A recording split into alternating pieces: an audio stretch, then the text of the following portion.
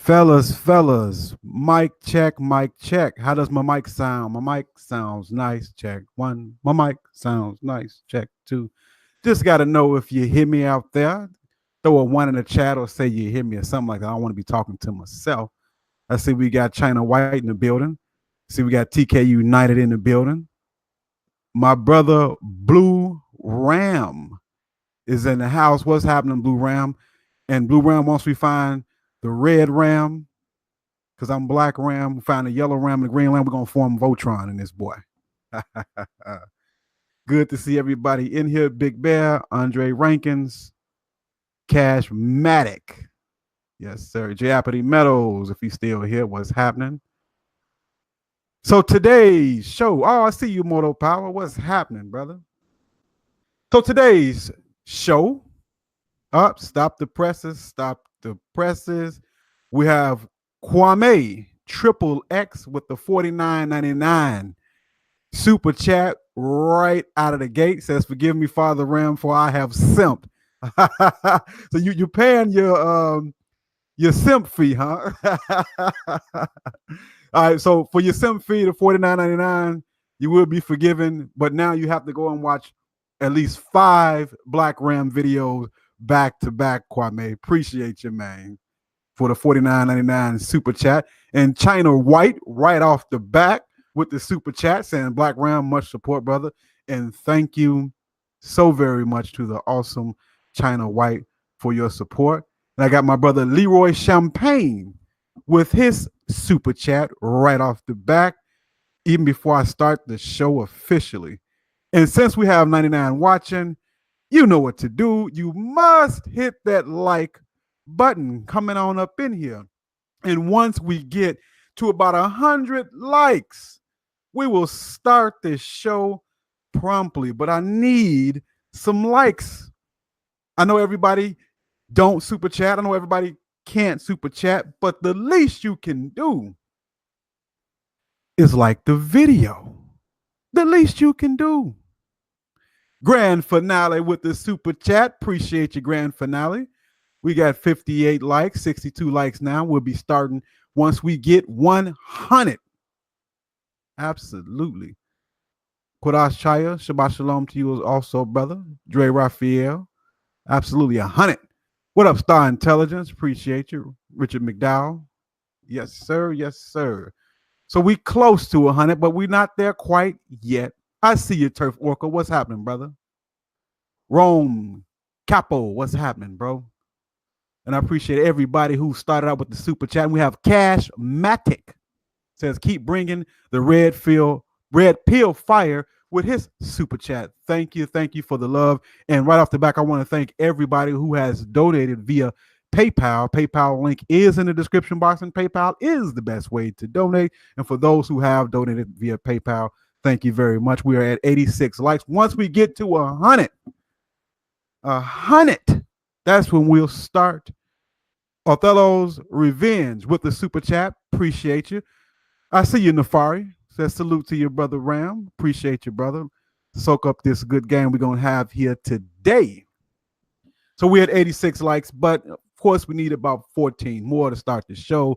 So as you come into the stream, like the video. Like the video as you come in. Quarry Nero with the $100 super chat, all the way from Mexico with his pesos. Quarry Nero, thank you so very much for that banging super chat. He says, "What up, Ram? I want to send you a shout out from Mexico." And thank you, Quarry. And shout out to you, brother, for that very, very awesome super chat. Much appreciated, man. The love in here is strong. We are at 100 likes. And right off the back, not even 10 minutes in, super chats are off the hook, man. I'm very humbled and I'm very thankful. It says a lot when somebody can take their hard-earned dollars to show their support for the content. I'm very thankful and honored and happy to be able to come to you live with some red pill knowledge. And having said that, let's get into the show proper. Black Ram 313 back at it again because you know this is therapeutic, man. Back again, but this time live. And the title of the show, the video today, the live stream today is Why She Will Always Be the Woman on the Side, with my special guest and author of the book, Why You Will Always Be the Woman on the Side, my brother Oheen Imara. And shout out to you, Book of Alpharami. I see you, brother, and everybody else in the chat. Brother Oheen Imara, are you there with me, brother? Yes, I am, sir. Yes. Thank you for having me. Yes, sir. Now, Oheen Imara again is the author of the book, Why She Will Always Be the Woman on the Side. And link to that book, you can get it on Amazon, will be in the description box. We'll be talking about this book today, live Saturday afternoon, right here with Black Ram 313 for this therapy session. So he's the author of the book. But before I introduce you officially, brother Oheen, when I saw the book on Amazon, appreciate you, Othello Red Pillar. When I saw the book on Amazon and I saw the title, I said, well, you know what? This is a very interesting title. But like most people who buy books, I decided to look at some of the remarks, some of the reviews of the book. And I realized that this book is a must-have. And for all the red pill gentlemen out there, let me tell you why I realized this book was a must-have. It wasn't because the reviews are great. No, no, no. Many of the reviews were putting the book down. Very negative feedback on the book. But see, here in this red pill community, we understand who was having the negative feedback, who was putting the negative comments on the reviews. Shout out to Real Profit with the super chat. Says she will always be the woman on the side because she is a liability. Absolutely, absolutely. But I realized that this is going to be a great book, and I knew that I had to get it because of all of the negative comments saying don't buy the book. But see, where the negative comments were coming from was from the succubi. And when she says something negative, that means it is a positive book. When you see negative comments from the succubi, that means that the truth is being told, and it must be investigated what truth is being told, because the succubi, like roaches, they can't stand the light, can't stand the truth. So if there is negative feedback coming from the succubi, you know it's a great book to buy. So I'm joined today by my brother Oheen Imara from Male Enlightenment TV is the name of his YouTube channel. Brother Oheen, you can throw that link in the description box. And brother Oheen, the question, first off, before we get into the particulars of the book of Why She Will Always Be the Woman on the Side, let me ask you, brother, can you tell us who you are and then what motivated you to write this book, brother? Yes, absolutely. Absolutely. Well, as you know, my name is Oheen Imara. I was originally inspired to write this book because it became clear that the male population is basically under attack from all sides. It became evident that men were being scapegoated for, all the issues regarding relationships and social issues, and the propaganda is relentless. As fourth wave feminism began, it took hold of the media, film, television, music, even social media, and they launched campaigns designed to basically destroy the image of men. So I wrote my book, Why You'll Always Be the Woman on the Side, with one word in mind, and that word is accountability. I believe that this is one concept that eludes the opposite sex, and the lack of it is pretty much the catalyst for destruction, for our species. So I always believe step one to solving any problem is admitting that there is one.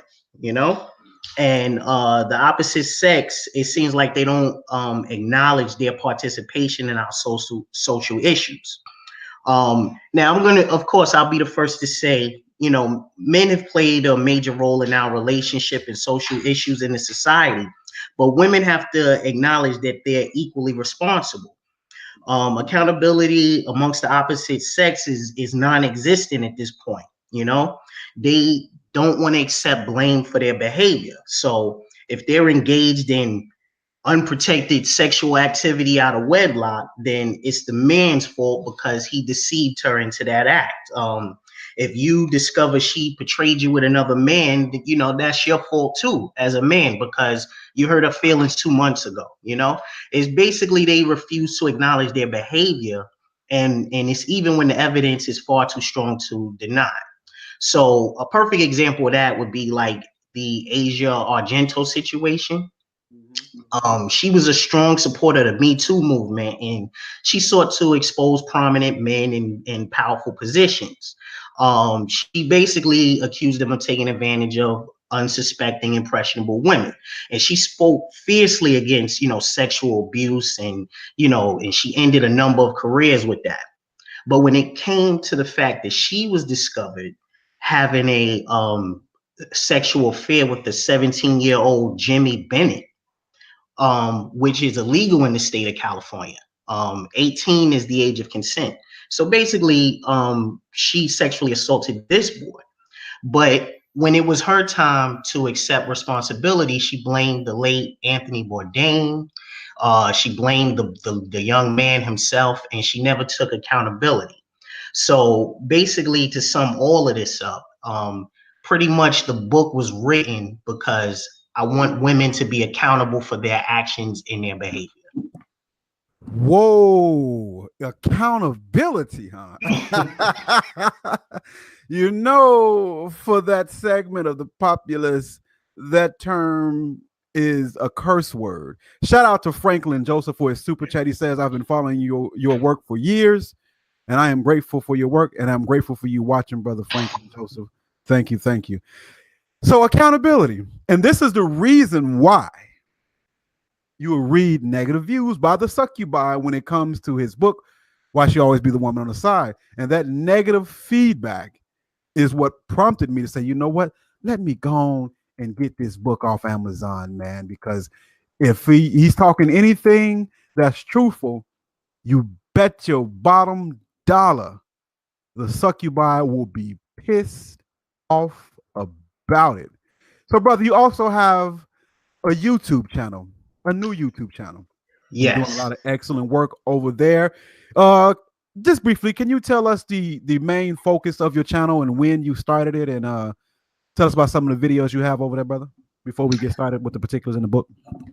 Well, I started Male Enlightenment TV a little under 2 months ago, and you know, of course, I was inspired by content creators by yourself, like yourself. BGS Ibmore, Black Ram 313, people like Sandman, Solo TV 84, and you know, I just was very much inspired. What I was hoping to do with my channel is I wanted to keep the focus on men's health.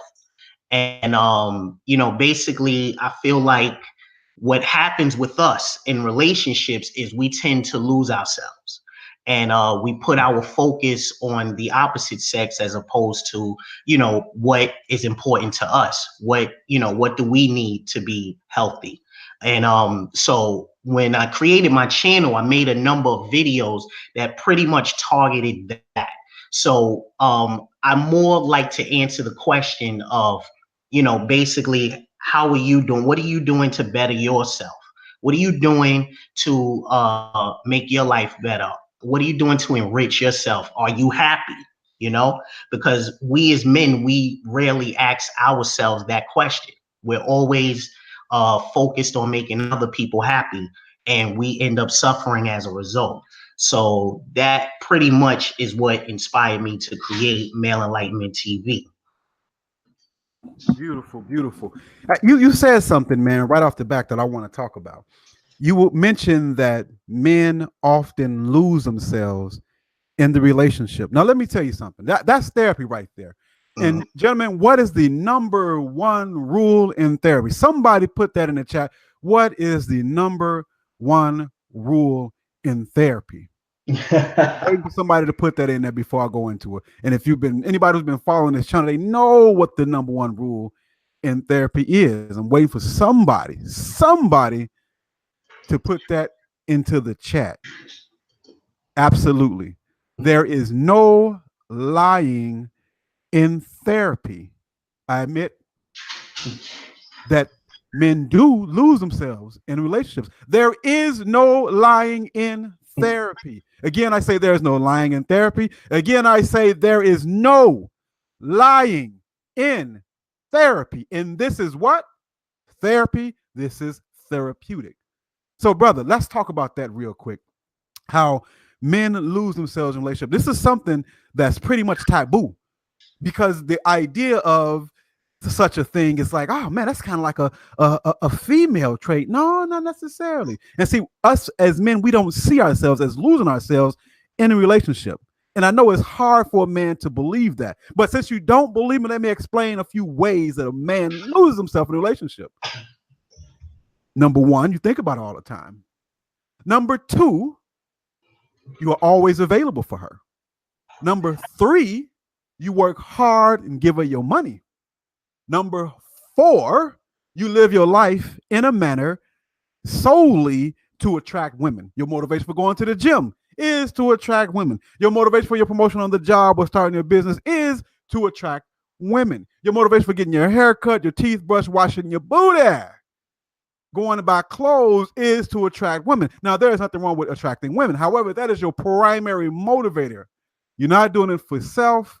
You're doing it for her. If that's your primary motivator, you have lost yourself in the idea of pleasing a woman, which should be an accessory, not the main motivator of your life. She should be how can I say it? She should be a part of it, but not the main component of your life, man. So we lose ourselves in chasing women and pleasing women and being in that relationship. In fact, our identity becomes being that husband, being that boyfriend, and we are at her disposal. We are at her every beck and call. We are living a lot of times, because there's no line in therapy, we're living to serve her interest and to make her happy, which is an impossible task.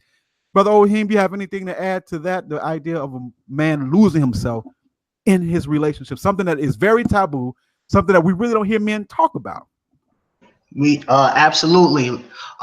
Basically, I was listening to one of your videos, and you were talking about this, and it again, inspiration comes from this because I'm looking at the fact that when we talk about blue pill scents, we're not talking about people that willingly joined the plantation. We're talking about people that pretty much were raised to be that way, you know? So most times when when we experience these situations and relationships, because men can get very depressed, right? And it's because we've been taught to dedicate ourselves to the other individual. So when basically when we turn around and the relationship is over, we're thinking about all the time that we lost, all the energy that we lost, basically how we were, led in another direction. And pretty much this is why I created my channel, Male Enlightenment TV, because I want us as men to consider ourselves first. That's the first step to enlightenment and empowerment. We have to think about ourselves before we can even think about joining a relationship or being with someone else. So definitely. And that is key. We have to put ourselves first, man.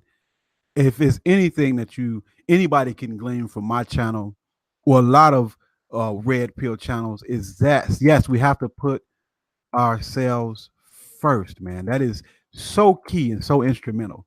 And we have to understand that she was put here. She was put here to serve you, not the other way around. Her main priority should be you, and your main priority should be who? You. That's the idea. That's the idea, man. So that's an awesome point, man. And my goodness, that's something we have to be mindful of. We often lose ourselves now in our relationship. Our identity becomes who we are to that woman. Never, never, ever, ever, ever, ever let the sum total of your worth be in service to her. Never. Keep that in mind. This is therapy. So, Brother Oheen, in your Yes, book, sir. so the first question, again, if you're just joining us, we have 306 watching, but we only have 149 likes. I need you gentlemen to get those likes up. I see Brother Charles Merchant in the building. I see Brother Jerry Stacks and Roger Spice in the building. Salute to you, gentlemen. But we need to get the likes up a little bit. We got 300 watching, but only 151 likes. We need a few more likes than that. And I'd like to thank everybody for the super chat and PayPal donations. So, Brother Oheen, my first question to you is, in your book, you talk about women and men being friends. And you mentioned that this is often a way women cheat. Can you expound on your findings, Brother Oheen, that supports the premise that having male friends is often one way that a woman uses this method or this technique or that idea to cheat? Can you talk to us about that, brother?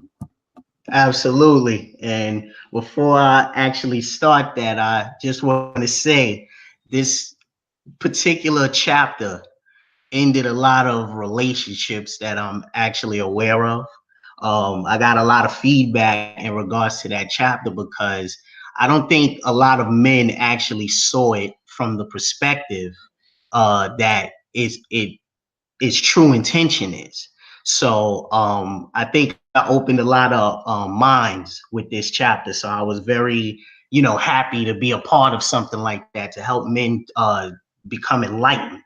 So as far as that, there's a number of studies that focus on this very topic. And in one of my videos, I cited Jeremy Nicholson of Psychology Today, and he wrote this article titled "Can Men and Women Just Be Friends?"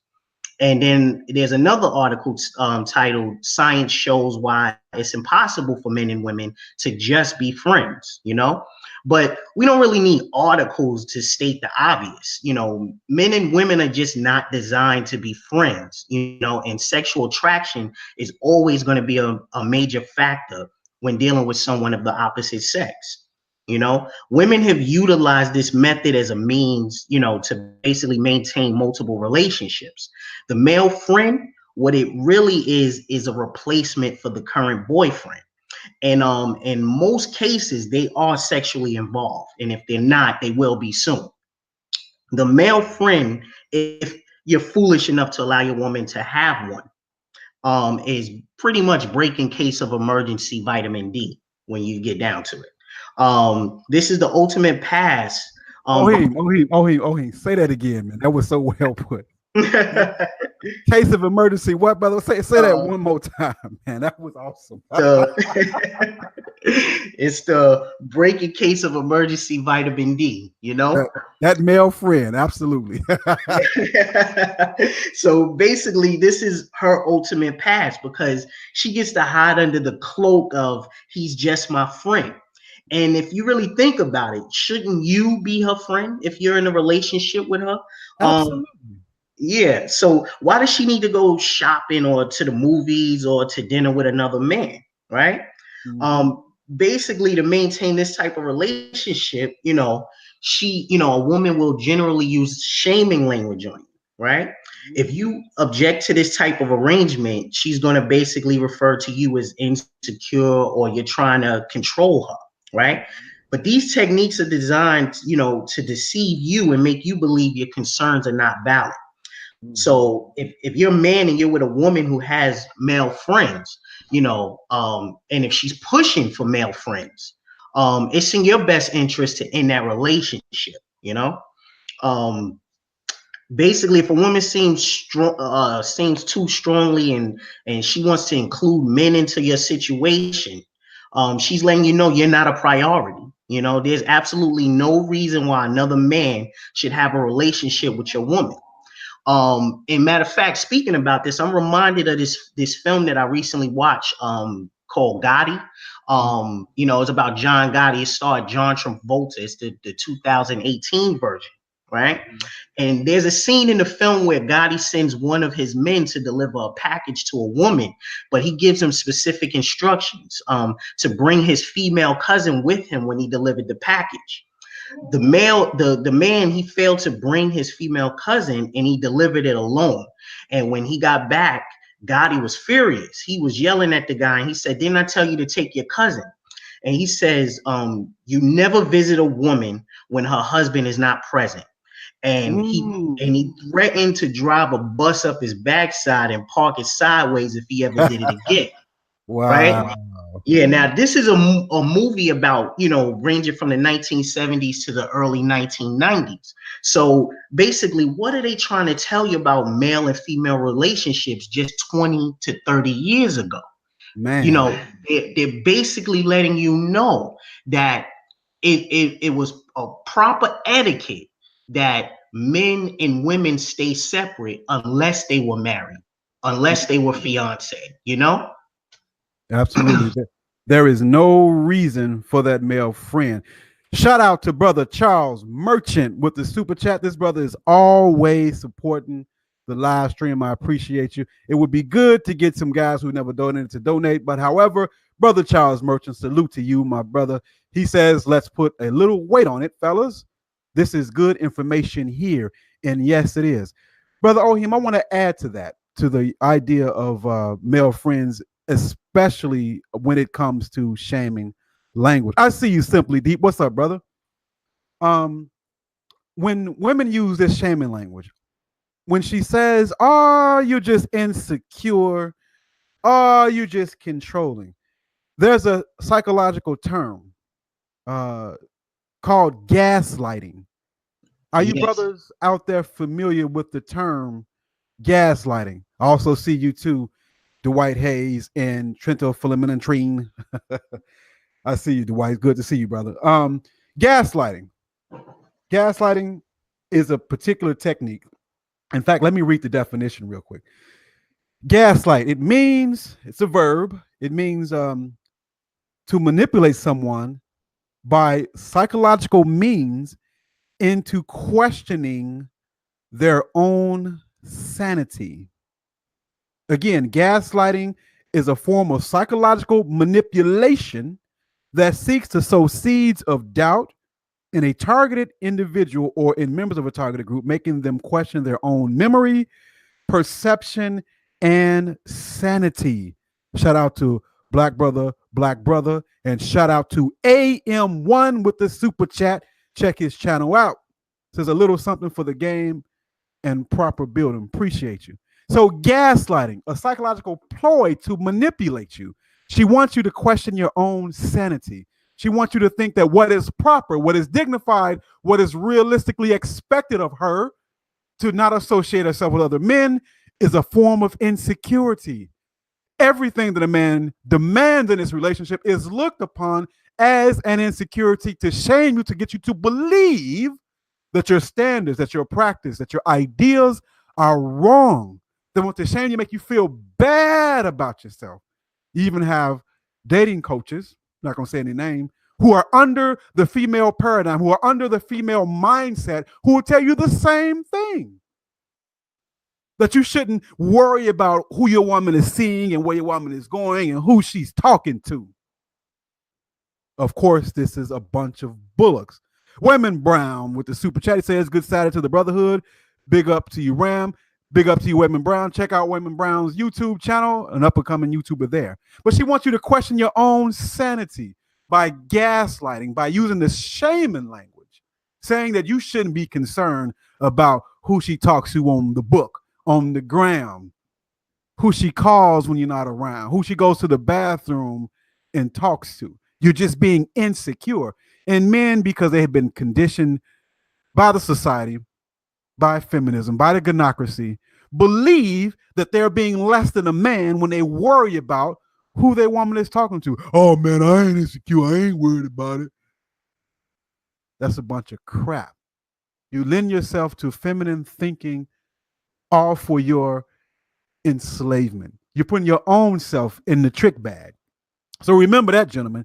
Be aware of her usage of shaming language, her gaslighting, a psychological manipulative trick to get you to question your own manhood and sanity. And you notice the succubi is always trying to get you to question your manhood.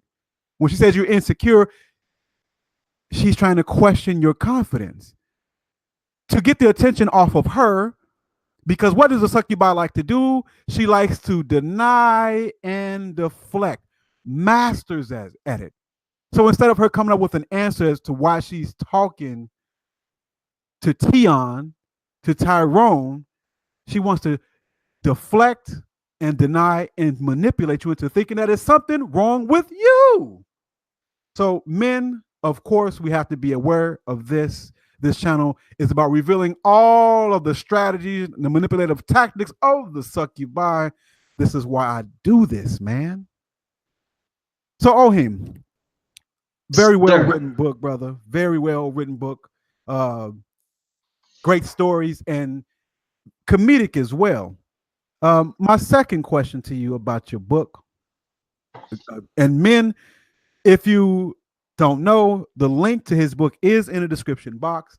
The link to his channel is also in the description box. And if you're just joining, we have 365 watching, but only 218 likes. Shame, shame, shame. Get the likes up.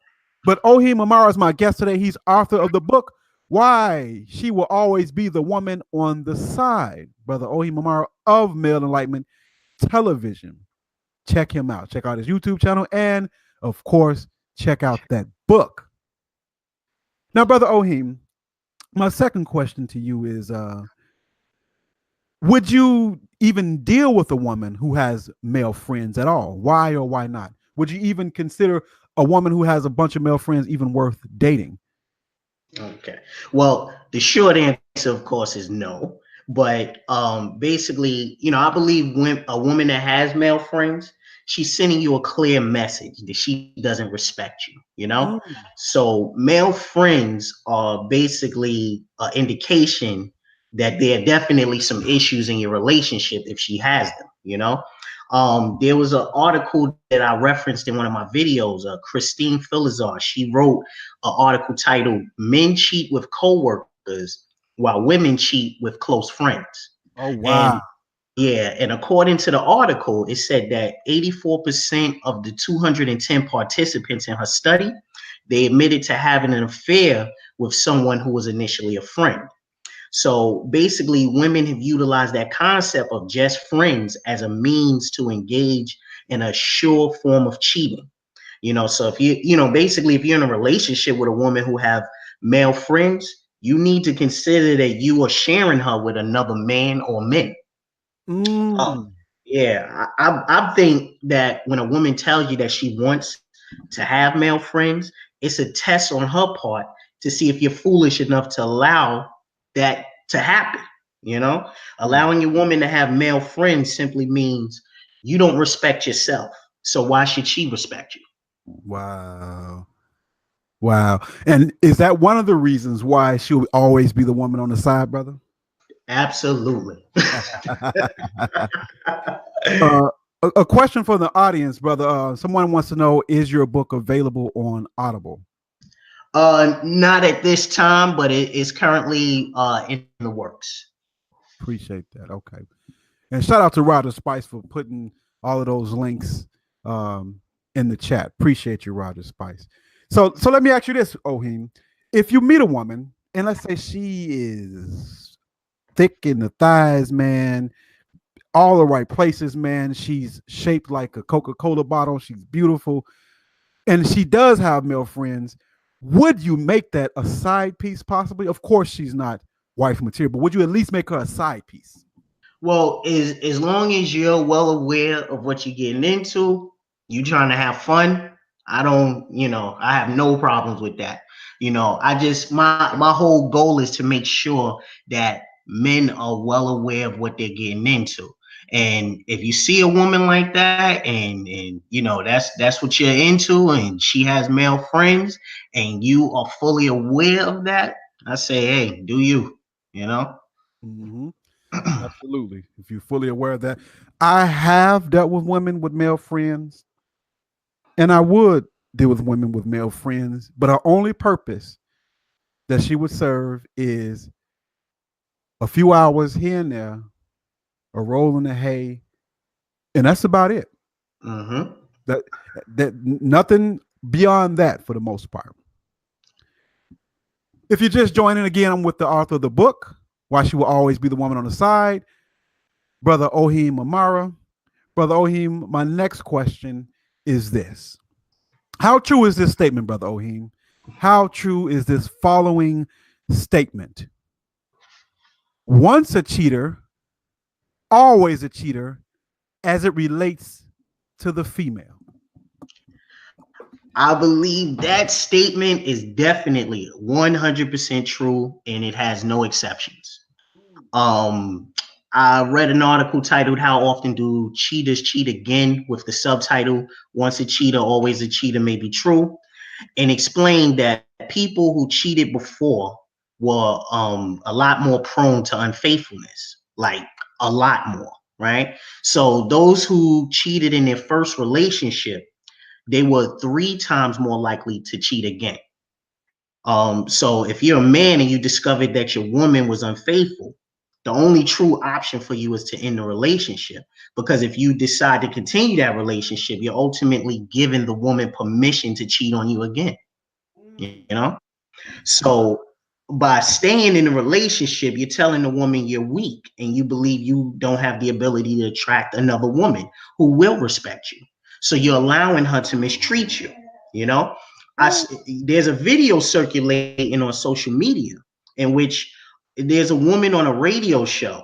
I think MGTOW Knowledge had posted it on Twitter, and I was watching it, and it said if she basically said if a woman cheats on you, it means that she no longer loves you. And I believe that's one of the most correct statements I've ever heard. Because women practice hypergamy, so if they take the step to start a relationship with another man, I believe they're definitely done with the previous relationship. You know, That so is so powerful. yeah, right. And but as men, we have it backwards, right? We believe like the moment we discover their infidelity is the moment that she left the relationship. But that's false. In reality, she most likely left you months ago. So if you found out that she cheated on you in June, odds are she left you in January. You just didn't know it, you know? Mm-hmm. So basically, you think you're still in a relationship, and she's been planning her exit for months, you Mm. know. And that's why one of the biggest issues that men have when relationships end is we never really get closure, right? You can ask a woman, well, why did you do this? And she has no answer for you because she doesn't care enough to give you an answer because she basically left you months ago. So at the point she's leaving you, you mean absolutely nothing to her, right? And we, basically we just feel like, yo, how can she be so cold? How can she do that? But basically they've been getting over their version of the hurt ages ago. We're just experiencing it at that moment. Wow. Man, that's very, very powerful, brother. Shout out to TK United. It says everyone had the hit of the back of that train. Brother Owen, are you familiar with the Scottie Pippen situation? If so, can you give us your analysis in light of what you just said about a cheater on that situation? As far as Scottie Pippen, you actually gonna have to update me on his. I seen the video, but I didn't even take a look because I've seen so many of them. Another one. Yeah, basically his wife, I think of 20 something years. Correct me if I'm wrong in the chat. Basically, reportedly had some situation with the rapper Future, and supposedly an infidelity. Can't substantiate that claim, But at any rate, he took her back, bought her, I think it was a $4 million ring, and then she filed for divorce. Scottie Pippen basically uh, took her back when he had probable cause to fire her, and more than likely she's a cheater. It just goes to your point on when you said that when a woman cheats or steps out, and especially if you let her back, she no longer has a certain amount of respect for you, man. And just Scottie Pippen is just an example of that. But since you're not very familiar, we can move on with the next question. But it is very telling when you see a man like Scottie Pippen, who is so weak, and so in love, and so struck by Cupid's arrow, to say the least, that he doesn't even know how to protect his own self-interest and his own integrity, man. It just goes to show you exactly how low and how broken the simp really is, man. But to actually add to that, think about that. You're telling me that she possibly cheated on him. Yes. And he brings her back into his situation, right? Let me say this. And even if she wasn't cheating, she was in all kind of pictures with the guy, at least being inappropriate. At least appropriate at the very least. But go ahead. Yeah. But what is it to, how, think of how messed up our society is when she can feel comfortable enough after possibly being engaged in this type of behavior to leave this man and feel comfortable enough that she will benefit financially, even though her fidelity is in question. That is amazing, man. That she can pretty much do what she wants, and she's gonna walk away with a trash bag full of money, probably 5 trash bags full of money. That she is that comfortable that she can do what she wants, how she wants to do it, and there's absolutely no repercussion. In fact, we have to say, men, that this society actually rewards women for their infidelities and their unhealthy decisions in their relationships. So it says a lot, a reason why not to get married. I was just about to say that. Yet a public service announcement for why you should not get married. Absolutely. Especially if you're rich. I don't understand for the life of me. I mean, I know the condition, but the simp will always be willing to give every cent away to a woman, everything he's worked hard for. And you have to say that a lot of guys, particularly simps, and most guys are simps, their motivation is not the money. Their motivation is always the woman. And the money means nothing. For the woman, the money means everything. But for him, the simp, the money means nothing. The money is just a ways to the end of pleasing the female. And that's really what the money is about. We have 260 likes, but 430 watching. Get the likes up. If you're just tuning in, I am joined today by special guest Oheen Imara, the author of the book, Why She Will Always Be the Woman on the Side. I see you, Mr. Limba. Appreciate you, bro. Glad to have Mr. Limba in the chat. So, Brother Oheen, my next question in the book is I was watching one of your YouTube videos. This was about a month ago, if I'm not mistaken. So I was going through your video list on your YouTube channel, and I came across a excellent video, man. So in one of your videos, and this is strictly for the red pill community who would understand this, but in one of your videos, Brother Oheen, you likened hypergamy to a grocery store shopper. Again, in one of his videos, Brother Oheen Imara gave an excellent analogy, an example of hypergamy, when he likened hypergamy to a grocery store shopper. Brother, for this audience, can you explain that analogy here? Definitely. So, basically when you look at relationships, you can compare them to your eating habits, right? So we know that when we go into a supermarket, we should walk into the produce section, right? The food in this section is vital to our health, our vitality and longevity. This section keeps you younger. It ensures that you can fight illness, It maintains your overall health. However, most people don't even glance in this section when they enter the store. They're more interested in the soda, the potato chips, the Pop Tarts, the cakes, and other foods that's high in sugar, salt, and cholesterol. We know this food in large doses will eventually cause us like health complications. And if we continue, they will ultimately contribute to an early death, and even with that information, we'll continue to eat those bad foods. Why do we do it? Because it's cheap, it tastes great, and it comes in exciting packaging, right? And despite the warning, we'll eat this type of food until we get hit with bad news, right? So you go to your doctor and they'll tell you you've been diagnosed with heart disease or diabetes, high blood pressure, and the list goes on. And that's when the produce section looks attractive to you and not a moment before. Suddenly, you desire the fruits, the vegetables, and now you want to exercise, right?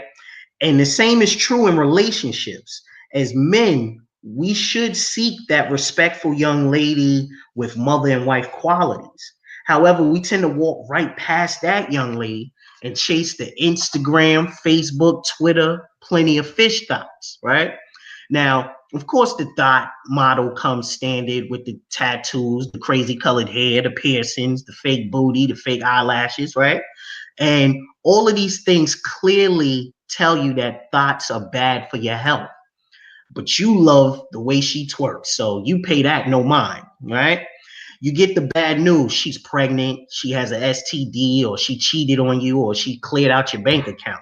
And that's the moment when you wish you selected that wholesome, respectable young lady, right? The same is true for women. From ages 18 to about 25, it's in their best interest to select the best man they could possibly attract. These are the ages where they can actually find that man that makes six figures, drives a six, and 6 feet tall. But the thugs and the chads and the bad boys, they're far more attractive than securing a future. So they spend those precious years partying, drinking, being promiscuous. And it's only at 30 when they hit that first wall. Maybe they have a few children, maybe they put on some extra pounds. Suddenly they want that responsible gentleman with life goals, But I encourage everybody listening to just, go to Male Enlightenment TV and watch that video, and give your own, analysis of it, Very, very good. Very good, man. Hypergamy as seen in the grocery store. Brilliant. Brilliant. So my next question, brother Oheen, and we have 455 watching, 295 likes. Get those likes up. And I appreciate everybody who is in attendance. Brother Oheen.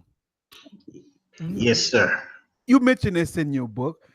And also I would like to ask this question and present this question to the chat as well, so you can briefly answer in the comment section, men in the chat room. Appreciate every last one of you brothers for being here.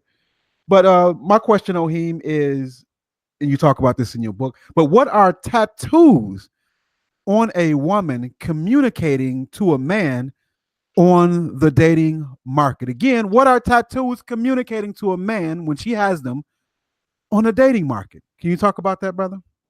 Absolutely. And this is another chapter that definitely got me in trouble. Basically, women, they, what they like to do is they like to term things based on their feelings. So it's not tattoos and tramp stamps. No, it's body art, and, it's always a beautiful word for something terrible. Now, so basically, to understand the answer, we got to acknowledge the meaning of tattoos in the Western world, right? So I can't speak for other cultures around the world because, in places like Asia, Africa, and other regions, tattoos, they may have a religious or other significant meanings. However, here in the Western Hemisphere, tattoos have been utilized to convey danger and heightened sexuality. So tattoos were adapted mostly by nonconformists and undesirables, ladies of the evening, dangerous people, you know? So we see tattoo culture where? In prisons, in the world of prostitution, the stripper culture, dope films, and even, poverty-stricken neighborhoods. Mhm. This is a clear indication that in Western culture, tattoos do not represent wholesome or ethical values. So when men see women with tattoos, our minds are directed to what this so-called art form is intended to inspire, which is sex. So when you look at your favorite adult film star, or that stripper, or that recording artist, and other types of entertainers who use tattoos to heighten their sexuality and, basically to attract attention. So when men see women on the train or on the street or in a club with a tattoo on her neck that says bad bitch, or, a tramp stamp down her backside, or a cat paws down the middle of her chest, like, I really wonder, like, do they really believe men will identify them as a serious girlfriend or a possible wife? If a woman has multiple, tattoos on her body, does she really believe that a man will be excited to introduce her to his family? You know, a woman got real upset with me in the comment section and said I was being closed-minded about a woman's decision to get body art. But there's a number of studies in relation to the fact that men view women with tattoos as easy sexual conquest. And I cited this in my video that I titled, Are Tattoos the Death of a Relationship? And when we see a woman with tattoos, we think of that stripper or that adult film star or that thought, we never think, she's quality or wholesome, or, this is going to be my wife. A number of women, they'll dispute what I'm saying, of course, but I challenge anyone within the sound of my voice to think of women that that have tattoos, right? And of all those women, think of how many of them are married or do not Mm. have children out of wedlock, or are in a committed relationship, or does not behave like a thought. And I doubt that anybody will be able to meet that criteria.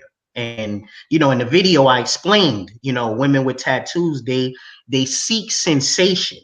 So they're more prone to dangerous and risky behaviors such as drug use and abuse, unprotected sex, and sex with multiple partners and things of that nature.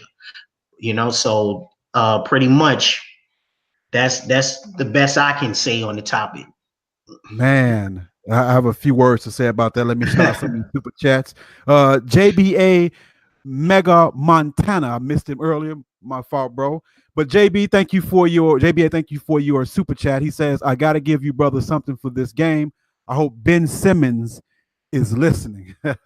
And shout out to Zachariah Williams for his PayPal donation. PayPal is the best way to donate, by the way. He says, keep up the good work, Ram. Appreciate those super chats and appreciate the PayPal donations. And my bad to JBA. I meant to mention him earlier as far as the super chat is concerned. When I see a woman with tattoos, especially being in Chicago, man, we got women with face tattoos right on her face, stars right on her face, neck tattoos Mm-hmm. right there where everybody can see it, right? To me, the first thing that pops in my mind is that she's dirty. I don't know why. It's just the first idea I get, okay, she don't wash up well. That's the first thing. I don't know why it just looks dirty when a woman has a tattoo on her neck or a tattoo and or in her face. That's the first thing. Uh, and the second thing I think of is that she's a nasty little bust down that you hit. She's totally decimated her own body. So, in my opinion, if you don't think enough about your own body to have it in high regard and not have tattoos, then why should I treat your body with any high regard? And I Absolutely. just look at her as being something to just hit. And here go the thing. I automatically think she's like nasty and diseased as well. I don't know why. I'm not saying that's true. I'm just saying my perception. Shout out to 10-2 Lions Wealth for his super chat. Appreciate that, brother. It just looks so sleazy and dirty to me, man. Mm-hmm. And then the neck, the nose piercing, and then they got this thing where they wear not just a tongue ring, but they also wear it right in their face, like their lip piercings, 4 or 5 rings in their lips, man. It just looks, my goodness, man. That's not a dignified, respectable woman in no means. And the succubi in particular, man, she's already masculine as it is. It just make her look more like a stud than she already is, man. And for me, Yes. it's very off-putting, very unattractive, very dirty, and I just can't keep or think of a woman seriously who would do such a thing to herself. And I mean, I understand trends and uh, styles and fashions, but it's like, where is the limit? And also, is she a professional woman? Does she want even a career with the neck tattoos and the face tattoos? I mean, what type of woman are you? It reeks of this woman being in the hood street chick who will probably bust your windows out, will probably put a knife to your tires. A woman who would probably come to your house and bang on your door late at night to see who's in there with you. It just seems like when a woman has tattoos all over her body, very visible tattoos especially, it seems like it's just drama. And even if she has one tattoo that's not even visible, this is what it means to me. If you see a woman with like a small tattoo in a place that you can only see when she's naked, to me, it's like, okay, this woman is an undercover freak. I mean, Absolutely. that's the sentiment I get, that she's just got this wild side to her. And how many of you brothers with like a long-term relationship, a wife, non-legal wife? Anytime I say the word wife, I'm not talking about it legally. We red pillars here. But how many of you guys would want a wife with tattoos, or a wife who with a small tattoo that shows she's on a wild side? A wild side to a woman is not something you want to see on your wife. Wild side, even though she may say, "Hey, I used to be wild when I was younger." I mean, we know women have a past, man, but it's like, goodness gracious, that's not attractive. Knowing that you had a wild streak when you were younger is not something that's going to make me say, "Oh man, I got a great woman. She got a very promiscuous sexual past. She's a great woman." I mean, that's ridiculous. Yeah, and absolutely. Listen, tattoos. There's so many studies that have been done on this topic. Tattoos should actually scare a man if he's looking for a wife, because they basically signify that this woman has a strong need and desire for sensation. And what that means is that she's willing to go to extremes to fill that urge or that need.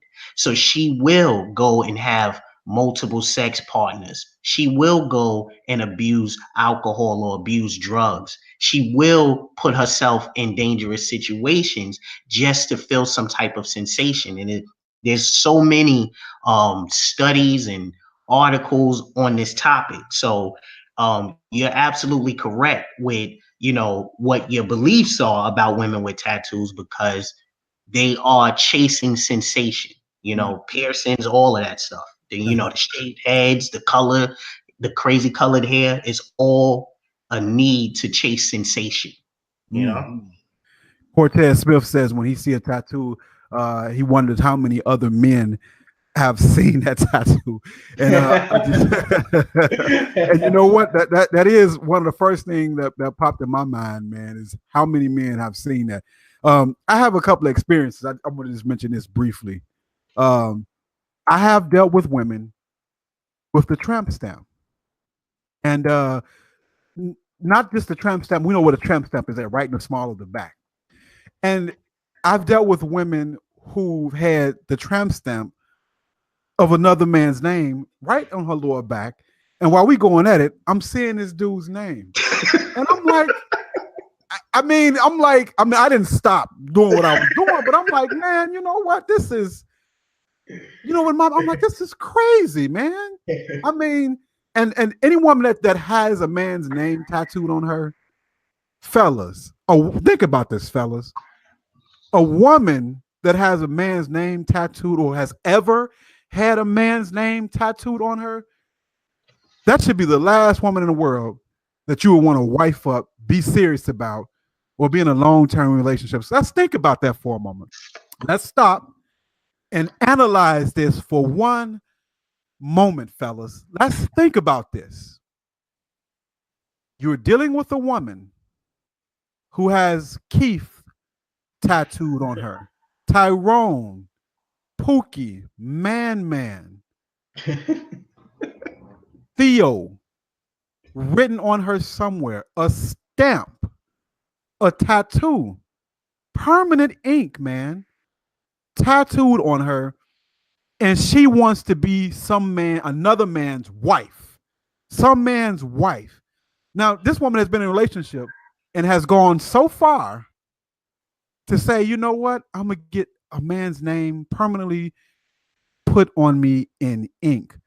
What she's saying effectively that this is her man forever. And let me tell you a mistake, gentlemen, that you will be making. Let's say you meet a woman, which you shouldn't do this. You shouldn't do this. But let's just say the average guy out there, right, who's a simp, you meet a woman. Let's say her name is Keisha. And Keisha has a guy's name tattooed on her back. We're gonna say his name is she got KG in her heart, right on her buttocks. Let's just say it for sake of conversation. But KG is doing 13 years in the state penitentiary for, a strong arm robbery and attempted murder, right? And you meet her, he's 2 years into his sentence, right? And she has a kid by the guy as well. You mean to tell me you're going to take this woman and go down to the courthouse and marry? You mean to tell me you're going to take this woman and spend days and weeks with her and months, and you'll be in a long-term relationship with a woman like that? You know, when KG get out the joint, what's going to happen? She's telling you right there that she's basically sold herself to this man for life. And you think this makes her a good wife? And she sold her soul to this man for life? It doesn't make any sense. So when a woman, the woman that you should absolutely avoid at all costs, man, is a woman who has tattoos of a man. If you're the type of guy that, okay, you into body art, you don't think there's nothing wrong with her having a tattoo, okay, that's your business. But man, you have to pause, wait a minute, and think, she put a man's name on her. That's deep, man. Yes. And listen, brother, I have literally met women who have had more than one man's name. And I'm going to be real with you. There's no bragging or boasting. I've dealt in my lifetime with 3 females that put my name on them. I did not ask for it. Those 3 females who put my name on them, I am no longer dealing with those females in any way, shape, or form. But let me tell you something. You think I don't get a phone call, although she got a husband? You think I don't get a phone call or text every now and then for my birthday, although she got a man living with her? You think she don't send me I'm thinking about you text? You think she's not doing that? See, I can tell you about these things because I've experienced them. So the 3 ladies who have tattooed themselves with my name, every now and then like to reach out and touch. But because I'm an Israelite, man, because I'm on the righteous path, I would never tap that. But let me ask you a question, audience. How possible is it for me or any man who has, been on a woman's back or her arms or wherever? How possible is it for him to reach back and tap that if he really wanted to? I don't imagine it would be difficult at all. And even if he can't, she's saying a lot by just putting that tattoo there. And again, I have to reiterate this. I've seen women and dealt with women who have had multiple tattoos of men's names on them. Not one, but one on her left side of the guy she was with, another tattoo on the right side of a guy she was with, one on the back the guy she was with. She got this one erased and put a flower over that one, but you still can see his name on there. You still can see Marcus on there a little bit.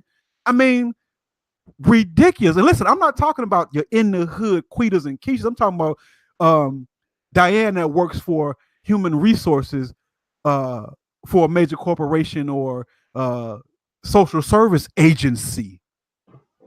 Yes. I ain't talking about just Quita in the hood. I'm talking about your professional women, your blue collar women. I've seen it all, man. It's just ridiculous. And that should be a turnoff, man. And a no now. When it comes to that, like spank your hand like a little kid. No now. We'll not be dealing with any of that. We have about 500 watching, but only 335 likes. People, get the likes up. And if you're just joining me, I'm here with special guest Oheen Imara, author of the book Why She Will Always Be the Woman on the Side. Check out his book. The link is in the description box of this video. He's also content creator of Male Enlightenment TV. Link to that channel is also in the description box. Moving along, brother. I got more questions for you. Okay. We're about halfway done with the questioning, but we still got more to go. In chapter number 5, brother Oheen, of your book, your very well written, funny, informal book. In chapter 5, you mentioned your early adulthood friend Joe. Can you tell us about Joe and what you learned about female nature from watching him, from your conversation with him, from your time knowing Joe? Okay, so basically, later parts of high school and even we're still friends today. As a matter of fact, Joe will be here later tonight. But basically, I had two friends, and one was one, of course, we called Joe, and the other one Stefan. Right now, Joe, he was everything the ladies say that they want in a man. He was tall in stature, he was sensitive, and he was in love with the idea of being in love. He dedicated himself to finding the right woman to spoil and treat like a queen. He also can sing, so he spent a lot of time in the studio recording R&B love songs that catered to the ladies. Hey, that's the way to get them, boy. That old R&B swag, boy. Right? But even with his strong desire to be in love, his quest was always ending in failure. Like relationship after relationship would end with him being rejected by the ladies, and he never understood why. He made them a priority. He treated them right. He just couldn't understand why his attempts, constantly failed. But on the other hand, I had a friend named Stefan, and he was the complete opposite of Joe, and he had issues with the ladies. This guy, let me tell you, Black Man, this guy was a monster. He didn't love them. He didn't respect them, And the crazy thing was he was much shorter than Joe, right? And yet women lined up to be mistreated by him, He would say things, to women that would, you think they would get offended or they would try to slap him something, He slept with women in relationships. He slept with married women and, everything in between. So, while Joe was searching for love, Stefan, he saw women as only a sexual release. So Joe would ask women on dates, but Stefan would just walk up to him and tell him he wanted to screw him, Joe would take him to dinner, but Stefan would make women buy him dinner, you know. Joe, he wanted to make love to women, and Stefan, he treated them like prostitutes in the bed. And what I learned about female nature and being friends with both of these guys was that women have a fascination with being dominated. While they say they want to be respected, their behavior says otherwise. Because the women that claim that they want a Joe, they would have children and affairs with people like the Stefans of the world. Now, here's the ironic thing. After years of rejection, Joe finally caught on and he became a Stefan himself, right? So this only further proves the theory, because now that he is a Stefan, basically women line up to be in his rotation. So what have women taught Joe over the years? They've taught him that if he has less respect for them, and if he's focused only on himself, they will gravitate to him. That's the lesson that he got from this situation. That's crazy. And of course, It would sucks to be Joe, man. I would much rather I would much rather be Stefan, man, because boy, I tell you, I'd definitely rather be the alpha that you know what than the beta that pays his bucks, man. That's such a losing position, man. And of course, we understand female nature, man. She once she gets to a certain age, now she really wants a Joe, really wants a Joe. Shout out to Khaled Hansen. Says shalom, my brother. Black Ram into the brotherhood. Thank you, brother Khaled, for your PayPal donation. Thank you, brother. And Real Prophet, thank you for your donation, brother. Real Prophet says, Black Ram, what's your view on kissing women? Man, let me there's no lying in therapy, right? I try not to think about kissing women, but I do kiss women. But man, damn. I mean, let's be honest. Okay, you know what? Let me check this out. This is therapy session, right? Yeah, I have and will kiss women, man, but we know we shouldn't, and we know the reason why we should not, man. But when I'm dealing with a woman, man, I'm trying not to think about her past, but my goodness. I mean, can you imagine the things that your average lady has done with those lips, and how many men have got past that goal line, called her lips, man? My goodness, man. And whatever you it is, it's worse than that. Yeah, exactly. Oh man, whatever you think it is worse than that. Hell yeah. Ben Yosef says kissing is for wifey only. However, Ben Yosef, wifey has a past. Wifey most likely has been to college. Wifey most likely has been in a room drinking and smoking with 3 or 4 of her friends that are male, and you can only imagine what ensued. Spit roast, if you know what I mean. So, even with wifey has a past. Here go the thing, gentlemen. To everybody in the chat,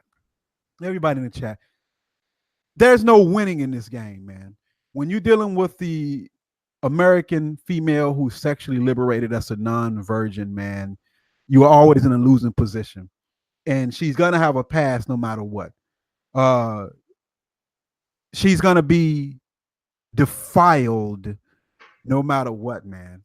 And not much we can do about it. I had a buddy of mine tell me that you just looking for the best piece of meat in the garbage can. If you can understand that. But it's all thrown away rotten meat, though. You're just trying to find some redeemable pieces, although there are no redeemable pieces. So you're just trying to make do with what you got. So you try to do this. You try to stay within a certain parameter and framework. For example, as a man, you try not to date seriously a woman with kids, because that's liability, especially a woman with 3 kids by 3 different dudes. You try not to date a woman with a bunch of tattoos. You try not to date with a woman who has had 50, 60, 70 dudes. You try to minimize that as best you can. But no matter what, she has incurred heavy damage and has a lot of experience. And this is one thing I like to say over and over again. And I'm not talking about your alpha males. Listen, gentlemen, your average female has had more experiences in the sack than your average male. More experience. I'm not talking about the guy that's 6'6", weighs about 215 pounds, lean muscle, a guy who to a woman his looks is out of a 10 is a 8 or a 9, and he has a 6-figure income. I'm not talking about him. He's probably bedded more women than most men, and probably bedded more women than most women have bedded men. I'm talking about your average everyday guy who works his 9 to 5, who blue collar job, who makes under 50,000 a year. Your guy who's under 6 feet. Your average lady has had more experiences than him. While he may only have 3 or 4 or 5 or 6 bodies, she have 15, 20, 25, 30, 35, 45, 50, 55, 60 bodies. And what can you do with a woman with that much experience? I mean, it's ridiculous when you think about it. So to answer that question, do I kiss women? Yeah, man, it's terrible though. But I try not to think about all of the goalies who slipped the goal past the, you know. But enough on that, man. I hate to even think about it. It's gonna make me it's gonna make me puke. But there's no line in therapy, man. No line in therapy. If you're just tuning in, you are listening to Why She Will Always Be the Woman on the Side with special guest Oheen Imara, author of the book by the same said title. 493 watching now, 379 likes. Get the likes up, gentlemen. Next question, brother Oheen. Question number 7 here. In chapter number 8, you talked about a friend of yours in whom his former girlfriend was intimate with a friend of his to get back at him. Can you elaborate on how that went and how her sleeping with her boyfriend's friend backfired on her? Okay. Actually, that person was me. Oh, Right? know that. Yeah. It's interesting that what happened. So basically, um, I'm sorry. One second, sir. I got my 2 dogs here. Right? Okay. Okay. So basically, right? Women, they have a fictional character in their heads, right? And basically this guy flies through the night sky with the purpose of protecting women, even when they're completely wrong, right? So this superhero, he has this acronym on his chest, SEAD, which stands for Save 'em All Day, right? So this superhero reads their minds. He apologizes when he's done nothing wrong. He forgives her for cheating, and he even blames himself for it, right? And he allows her to have male friends, so he could prove he's not insecure, So unfortunately, this guy, Captain Save 'em All Day, he doesn't really exist, So basically, she's placed that costume in your closet because you're gonna play that role, right? So I was dating 2 women at the time, and but I was far more interested in one. And because of that, I eventually lost touch with the other. And as time went on, I honestly, forgot this other one was alive because I was so interested in the other one. But she didn't forget about me. And I remember my friend, this guy, he's still my ace, He came to my house and he had this serious look on his face and he said, I want to talk to you, And I was nervous because I'm like, what could he possibly have to tell me? I had no idea, what he was going to say. And he sat me down and he told me that he and the young lady were drinking and one thing led to another and something happened between them. And when he told me that, I just paused because I really didn't know what to say because it was incredible how much I really didn't care about that, So, he's telling me like his world is ending. But for me, it's just Tuesday. So I'm like, we going to this party or what? Like I don't care about that. Right. So later on, we found out that she was pregnant. And they had a baby shower at his house, and of course the men weren't allowed to be there, so we had to leave. And I saw her as she came in and I congratulated her and I wished her the best, but she was not happy to see me, and I couldn't understand why that was at the time. But later it was explained to me by a woman that apparently I forgot to purchase my Save 'em All Day costume. What I was supposed to do was, because she never really intended to be with my friend. She just wanted to punish me, And once I, learned of them being together, I was supposed to fly in and stop their union and claim the child, I guess. I'm not sure. That type of stuff you see on Maury and Paternity Court. a woman sleeps with a woman sleeps with one man, but she wants another man to save her and take care of her, right? It's never they never bring the man that's the actual father. They always bring the man that they want to be the father at that point. Excellent point. The results come back. Dude is not the father, and Maury or Lauren Lake, they'll basically be like, okay, even though she cheated, even though she's pregnant by another man, you can still be involved in the child's life or something like that. And pretty much that's code word for put on your Captain Save 'em all day costume. So pretty much that's what she was intended for me to do, and that pretty much backfired because you know I don't have one of those. Man, and that's classic gynocentrism in the United States. Although she's wronged the man, although she's nasty, although the baby ain't his, although you should never talk to her again, you'd be justified. You're told that, hey, be there for her anyway. She can do no wrong. She can never be accountable. And nobody, when you watch those Maury shows, Maury never says, the audience never says, nobody ever says, hey, woman, you're wrong for not knowing who's the father of your children. You're wrong for the things that you've done, and you should be held responsible. Nobody says that. Even when the man finds out the child isn't his and he's happy about it, they get mad at the man for being happy about it. Is that not gynocentrism? Man, do you see the world that we live in?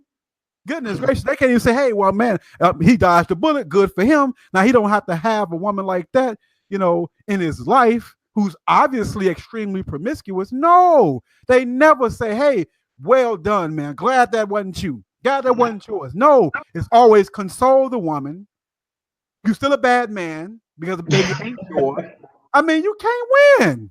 The mainstream media, man. Oh, no, man. The mainstream media, only here on YouTube, only in the manosphere, only in a red pill manosphere, can you get a different perspective, man. And Oheen Imara is doing his job on revealing that or representing that perspective, man. If you just tuning in, I'm talking today with the author of the book, Why You Will Always Be the Woman on the Side.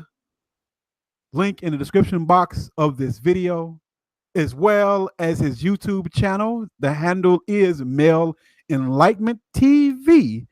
Check them out, check them out, check them out. We have 515 watching. Thank you all for tuning in. But we only have 395 likes. So people, get those likes up. Get them up, get them up, get them up.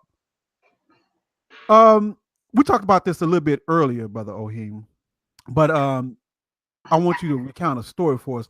In chapter number 9, you talked about dealing with a woman after she has cheated and how the relationship, if continued, will ultimately change. Now, there's a story involved.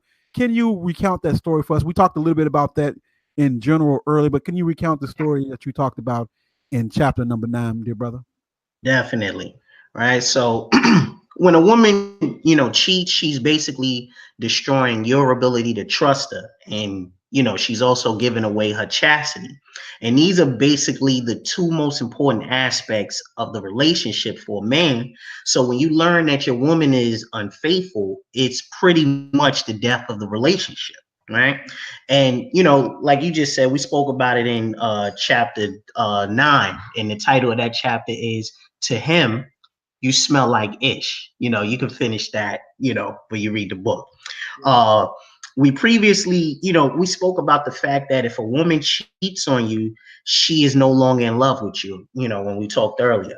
And to add to that, once a guy learns that he's been cheated on, he can never love that woman the same ever again. Right. So he may try to continue the relationship in a desperate attempt to recapture what was lost. But, you'll quickly learn that what you had with her is dead.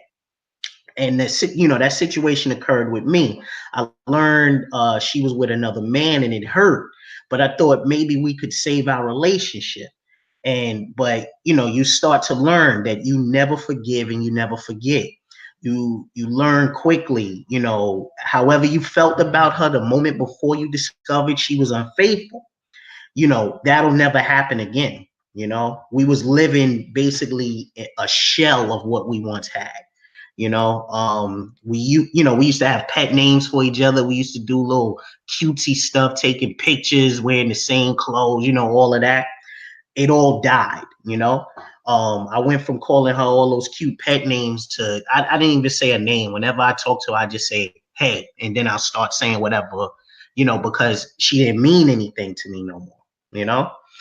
She was no longer, you know, she's no longer my woman. She became something for me to use as a sexual release. So I didn't even see her as a person at that point.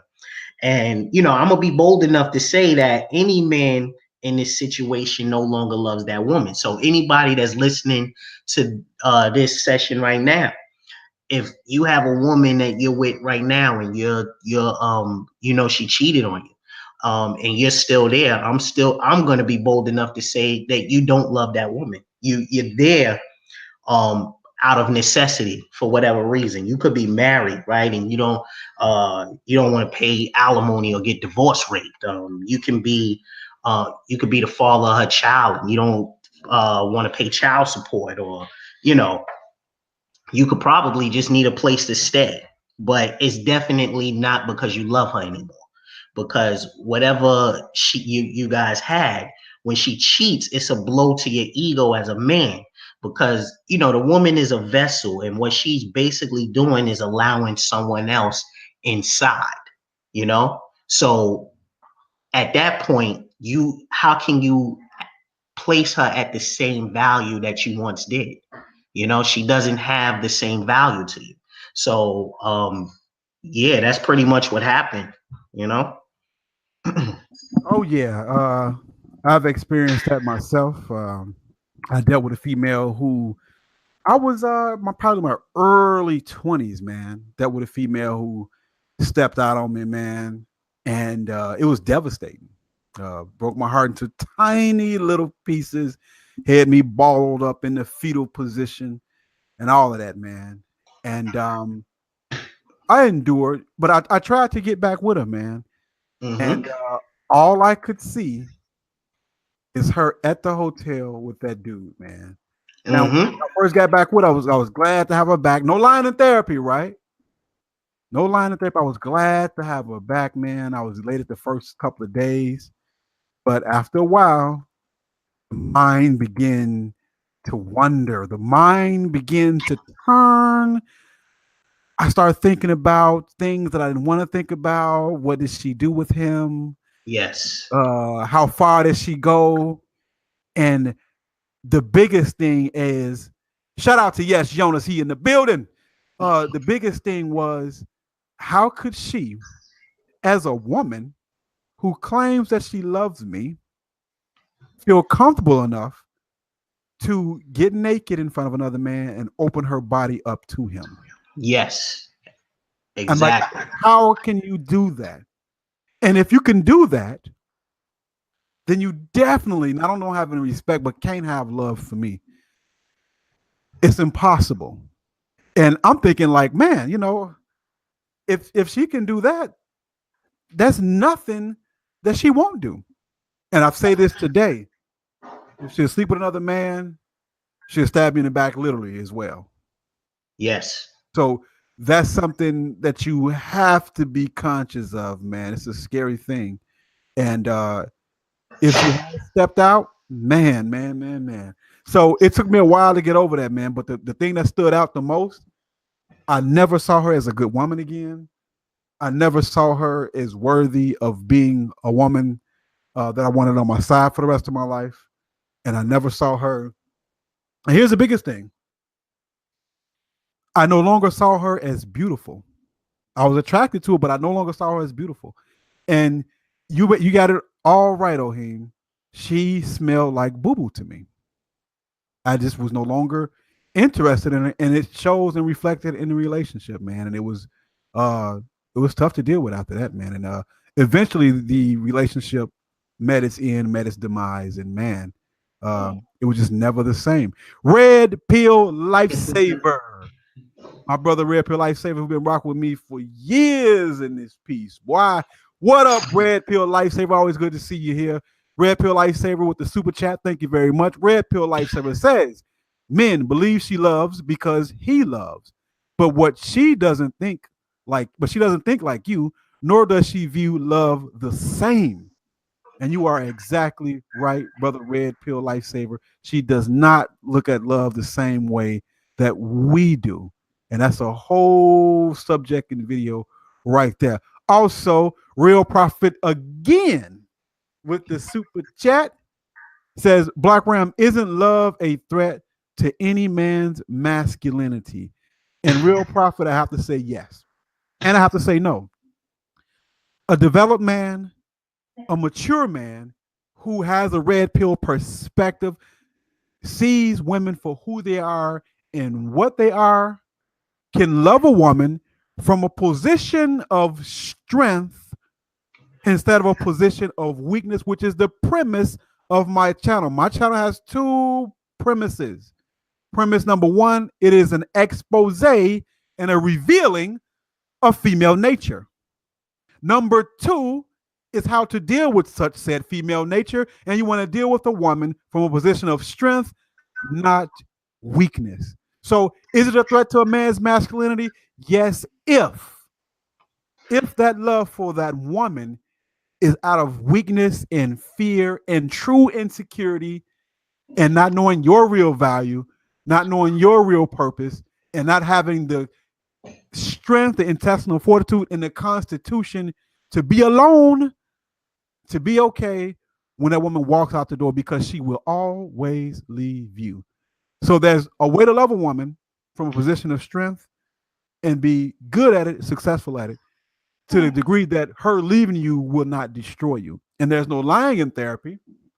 And a lot of times, like the brother said earlier, we talked about this earlier, our whole identity, and we lose ourselves in our women, something we don't like to admit, but we lose ourselves. If you haven't lost yourself in her and you can deal with her from a position of strength, and not being lost is, of course, having your own sense of self-worth, purpose, dignity, and integrity.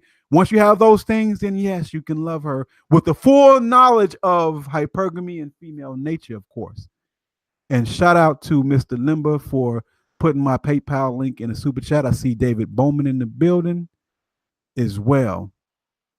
But yeah, so you can love a woman from a position of strength. Brother AB with the super chat says, brothers, let's continue building this brotherhood momentum. Absolutely, brother. And if you're just joining in on the chat, you are listening to Interview with Guest Oheen Imara. And the topic and title of his book is Why You Will Always Be the Woman on the Side.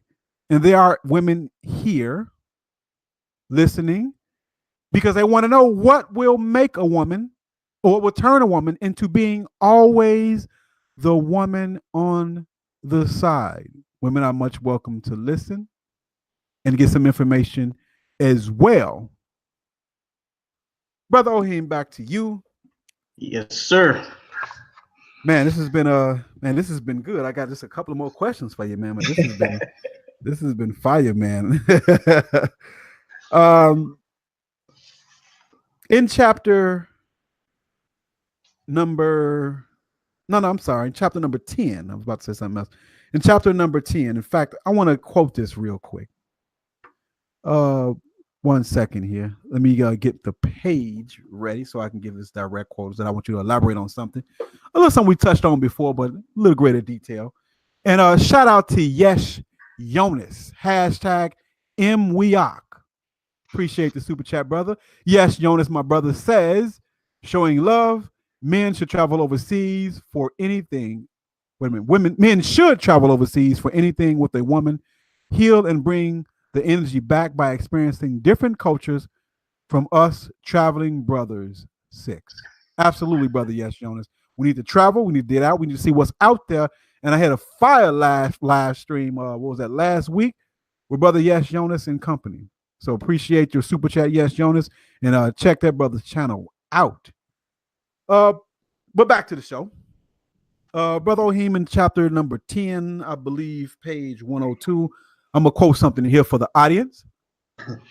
And in the book entitled Why You Will Always Be the Woman on the Side, page 102, you make this following statement about a situation. And I'm going to kind of read in the middle. So just give me your patience, please, gentlemen. Okay. You say, and I quote, you think what I think. I believe that women have these unrealistic expectations. You can be a successful businessman with a nice bank account, drive a Mercedes Benz and be 6 feet tall. You can have a nice build, a nice grade of hair, and you can have a bippy 10 inches long. You can have the desire to get married, and I want to add my words, be monogamous, and only be with one woman, or what you also said, and still that would not be enough. A woman would say, maybe I can find someone else with all these and more. And you're going to say, exactly, it's what I say all the time. Women will destroy their lives chasing imaginary men that do not exist. Meanwhile, they ignore the dude that loves them. Now, contrary to popular belief, there are many men who want to be good husbands, good boyfriends, want to be monogamous, only want one woman. I'm not one of those men. However, there are men like that. They can have all the things that she's looking for, but she still will make an excuse as to why he just is not good enough. Shout out to my Ibmore brother, Onyx Stallion, in the building. Good to see you, fam. Brother Oheen, can you elaborate on the current culture, man? The females' super unrealistic dating expectations and requirements, her insatiable appetite, why she can never be satisfied. Can you elaborate a little bit on that, brother? Absolutely.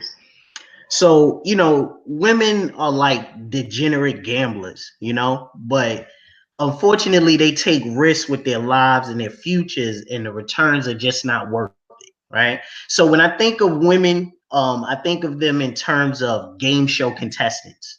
So they could win $500,000, right? And that would be enough to bring them to zero debt.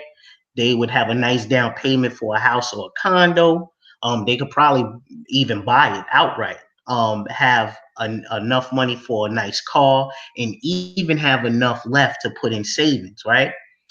If she accepts the deal, she'll be comfortable and she'll have security, right? But then suddenly the host can come and say, you could keep that 500,000, or you could take what's in the mystery box, right? Knowing that they have a sure thing and they have comfort and stability, and the money is right in their hands, they will still feel compelled to find out what's in the mystery box. And to their horror, they'll find that the mystery box only has movie tickets, or some type of coupons for a supermarket, right? And that's the thing, they're willing to lose everything for nothing, right? And this is because, like as the chapter states, they're never satisfied. And this, hypergamous nature is ultimately their downfall.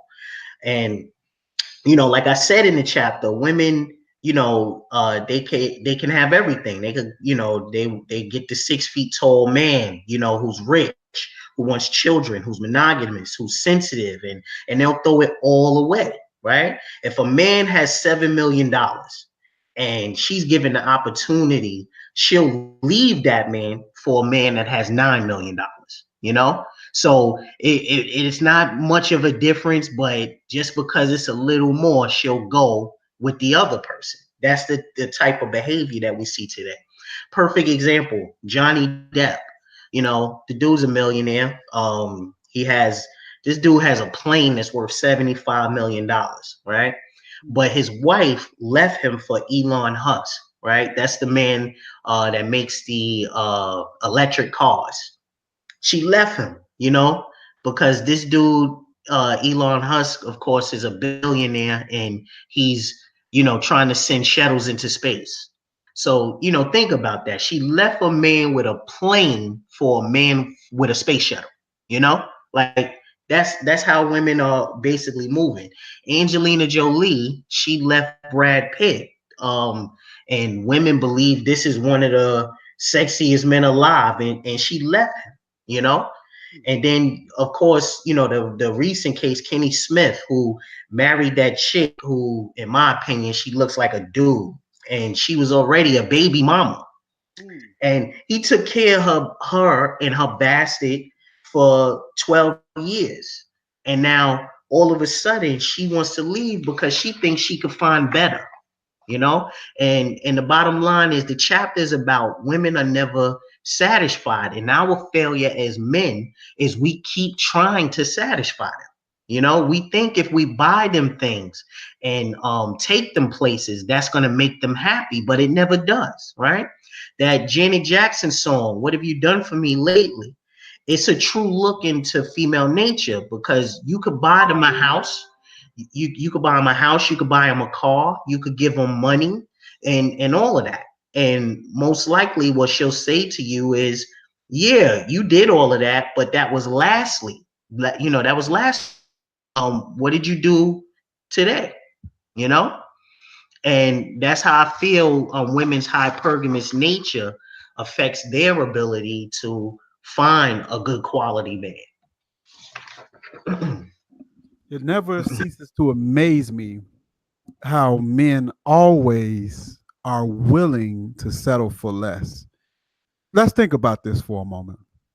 In a woman's mind, the top of the line, the male that's most desired is the guy that's tall and rich.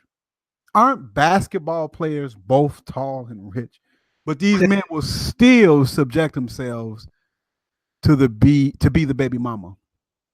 They will still subject themselves to the woman who has hit the wall already. They'll still subject themselves to all kind of mistreatment. And the simp gene, simping is just at an all-time high. The blue pill simp, man, is like he enjoys like the abuse of it. I mean, there's really no other explanation. I mean, I don't understand how a man could be desirable like that, be the best as far as what women are looking for, at least what they say, but still subject themselves to such simpery. Um, I just find it amazing, and man, we could talk about that one all day. But man, yep, Kenny the Simp Smith, man, wifing up single mothers, saving them all day, as you say, brother. It's just amazing, man. And she looks, to me, she looked like a dude. I ain't even lie, you know? And I'm like, this guy took her on and her bastard child, and he took care of her for 12 years. And what is his reward? She wants to go and ride the carousel. You know, she thinks she can do better. Yep. That's her sexual stratagem for sure.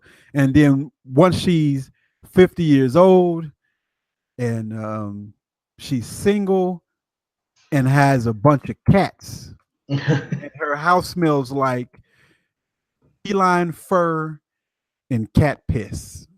And she's online talking about how men ain't no good. That's her fate, man. That is her fate. So the next question, brother, starting with a statement. Many of us have dealt with women who are constantly nagging and complaining. A lot of us, we deal with women who love to argue. We deal with women who love to insult their men. For example, Beyonce Knowles' mother was involved with such behavior recently. But Brother Oheen, in chapter number 15, around page 155, you speak about the verbally combative female and the consequences of her being such.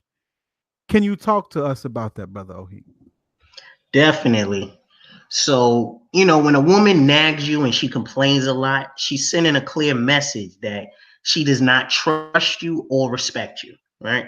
Nagging is a form of manipulation, and it's designed to mentally wear you down and train you to be obedient. Nagging basically is psychological warfare, and it constantly attacks your ability to defend against it. Pretty much it's a torture technique, and it wears away at your desire to fight as a man.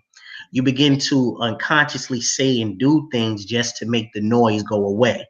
And that's the purpose of nagging. She knows if she does this for a long enough time, she can control you because you just want her to shut up. So, what men need to acknowledge is that if you're in a relationship of this nature, it's absolutely unhealthy and you need to free yourself. A woman who challenges you, she doesn't support you or respect you. And a perfect example is, like you said, Tina Knowles, who's Beyonce's mother. She's currently, married to Richard Lawson. And for people who don't know, Richard Lawson is a 70, basically 71 years old. And, he looks great for 71 too. He looks great for his age.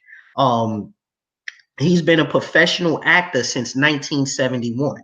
Many of us that's listening, that's on this chat, we weren't even alive back then, right? To his credit, he's done films like How Stella Got a Groove Back, For Colored Girls, Poltergeist. He did Streets of Rage and many other films. Um, he's doing this interview with his current wife, 64-year-old Tina Knowles, who, to my knowledge, has done nothing but live off the success of her daughter, Beyonce. She's doing this interview and she's talking about how wonderful and great she is, right? And at some point, she includes him in the conversation.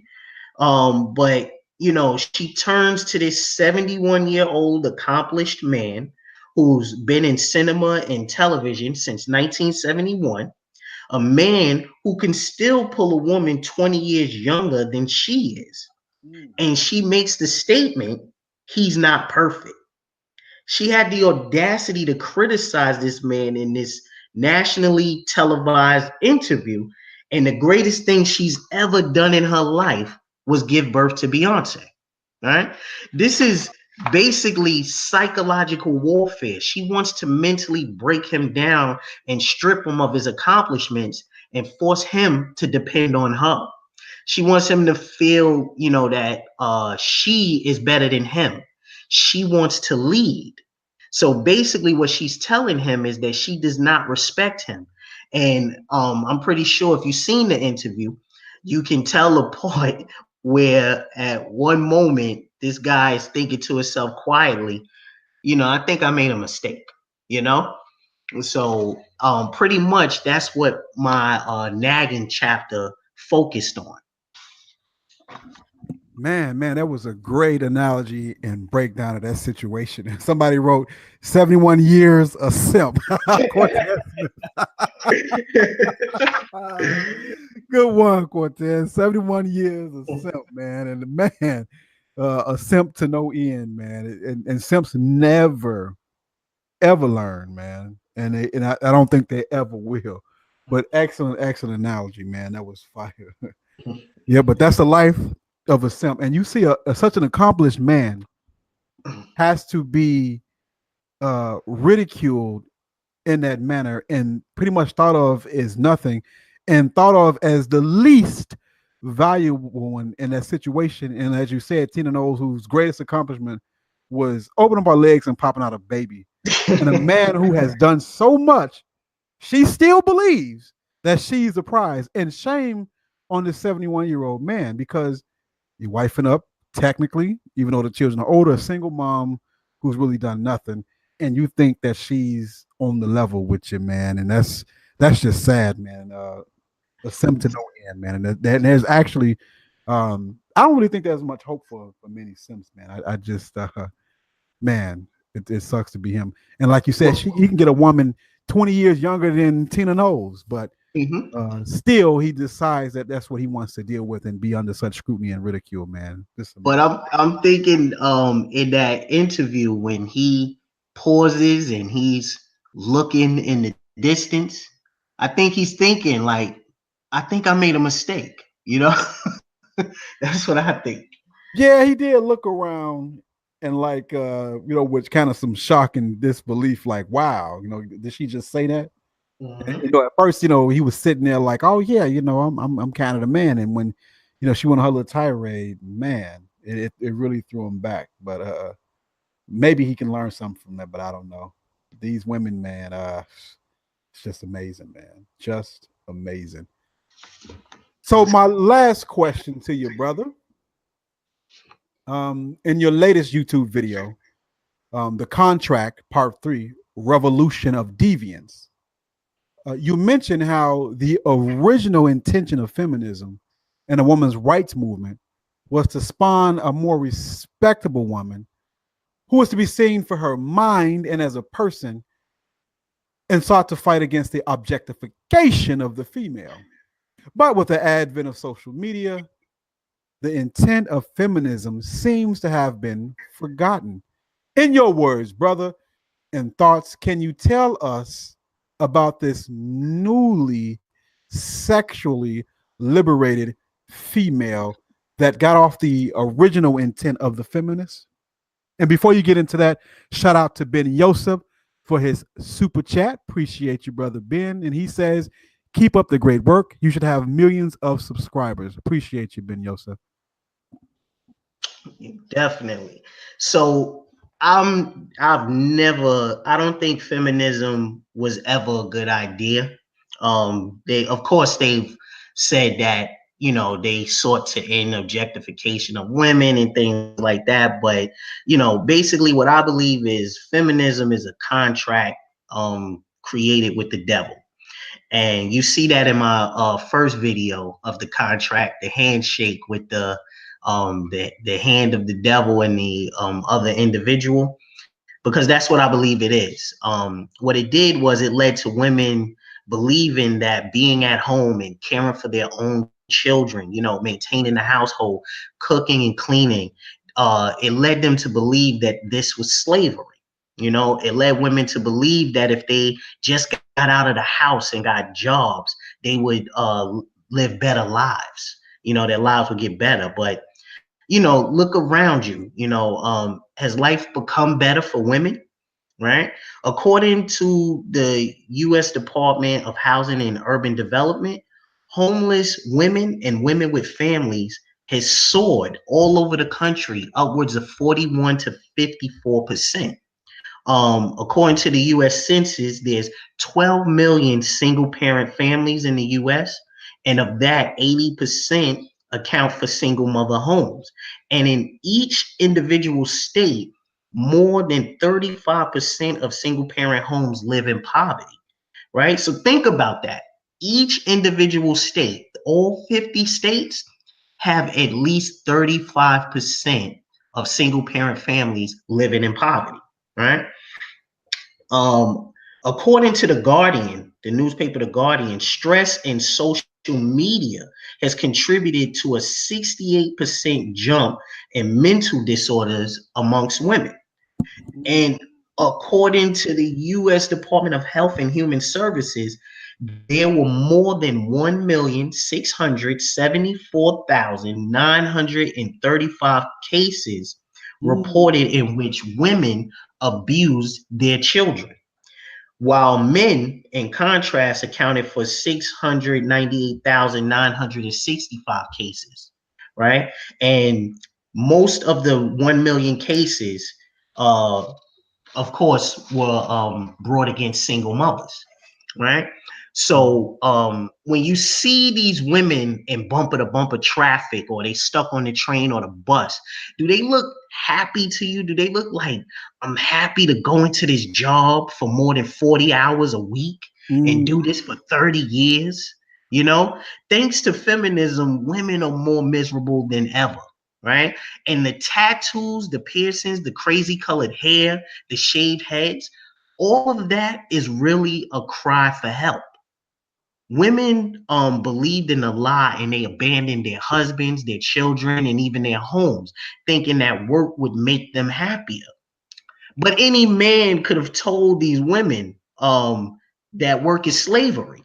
Mm-hmm. Men only willingly joined that plantation and sacrificed their lives so women would never have to. And surprisingly, men were shocked at how easy it was to get women to walk into that slave trade, right? So, what's happened because of feminism? Women have lost the right to raise their own children, right? Because once they walked out of that door of the home to go into the workforce, the government ensured that they would never be able to return. So who's raising their children? Young Thug, Little Pump, Nicki Minaj, Tekashi 6ix9ine, they're all babysitting your children while you're gone, right? The marriage and the birth rates, of course, have plummeted, and it's gotten so bad that women, out of desperation, I don't know if you've seen these videos, women are marrying themselves, right? Oh yeah. So let's not forget the sexual revolution, right? Feminism made women believe that they can engage in behaviors like men.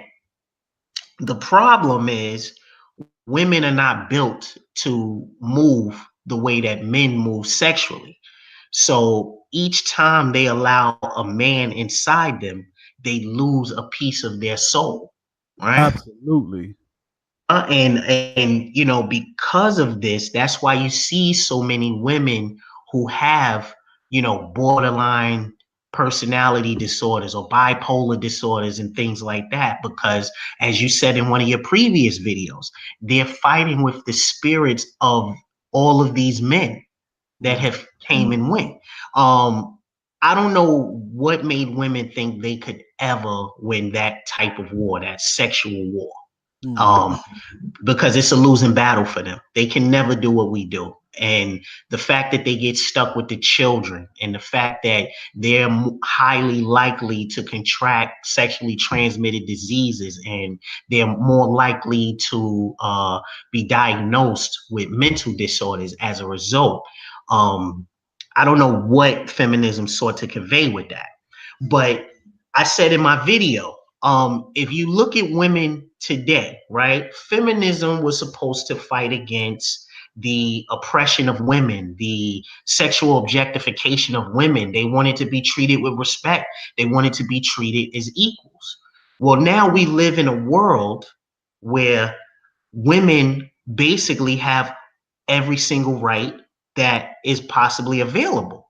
And look what they've done with their freedom.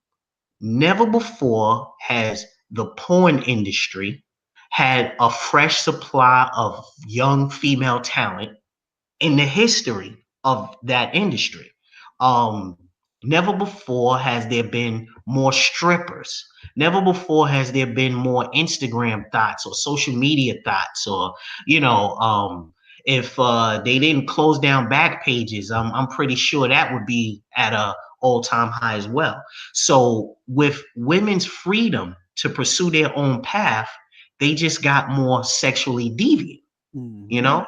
And this is what I pointed out specifically in that video, is that they pushed away the so-called patriarchy to become sexually deviant and to go off the rails. And I just don't understand it, you know? Mm-hmm. Yeah, man, it's a train wreck. Sure, man.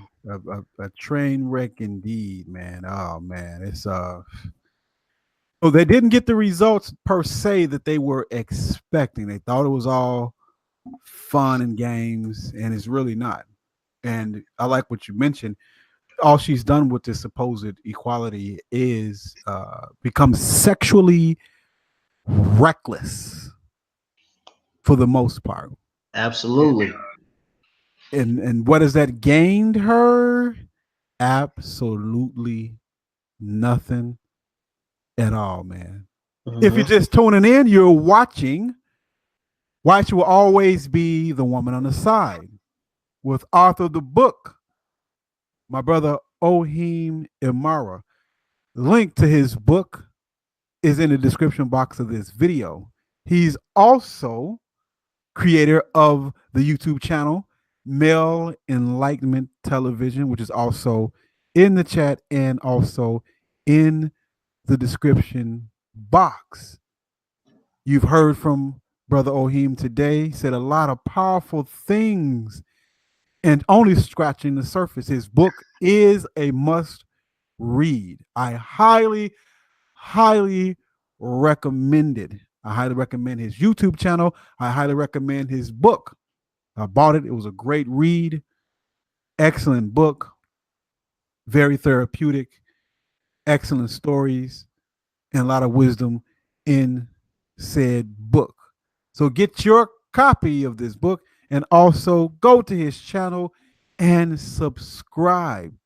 We're Red Pill Men in this community.